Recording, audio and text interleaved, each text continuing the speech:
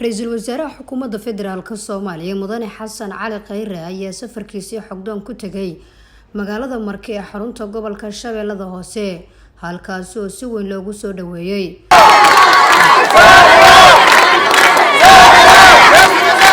madaxweynaha Koonfur Galbeed wasiiro xildhibaano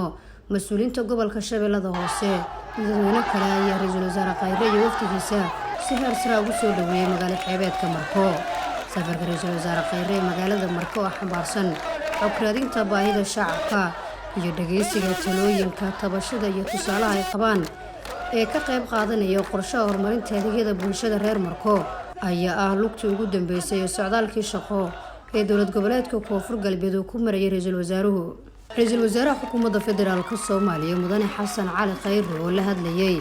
dadweyne isugu soo baxay soo dhaweyntiisa ayaa uga mahadceliyay sida sharafta badan ee ay ku jirto dowlad jacaylka ee ay ugu soo dhaweeyeen magaalada Marko mujtamaci gumaysiga miinsaad ku saaro marka cadeeyay ma nabadba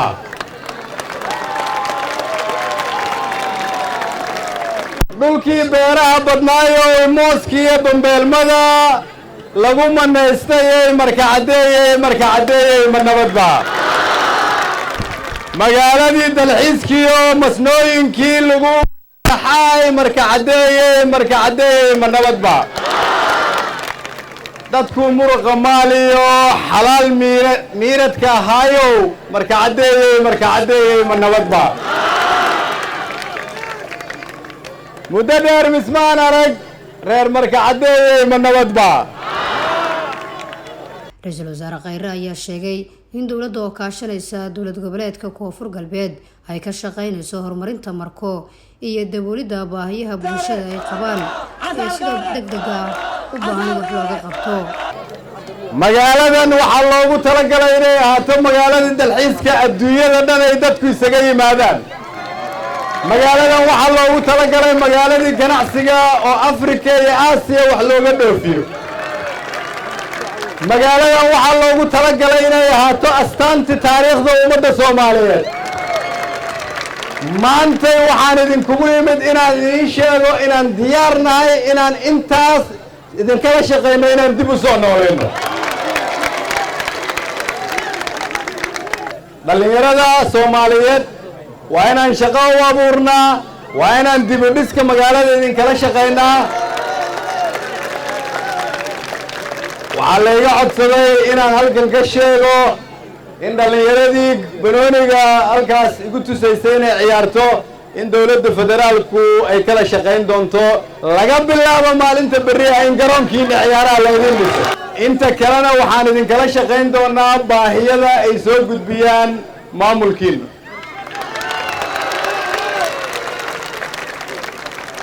markaan idin leeyahay waa dhammaatay waqtigii la cabsan jiray waqtigii la shakin jiray waqtigii cadow aan tabar lahayn oo ummadda Soomaaliyeed been u sheegi jiray waqtigaas waa la soo dhaafay mana aqbalayno taariikhdaas dhammaan dadka Soomaaliyeed meel kasta ay joogaan marka waxaan leenahay haddii reer Marko ay iska xoreeyaan cadowgii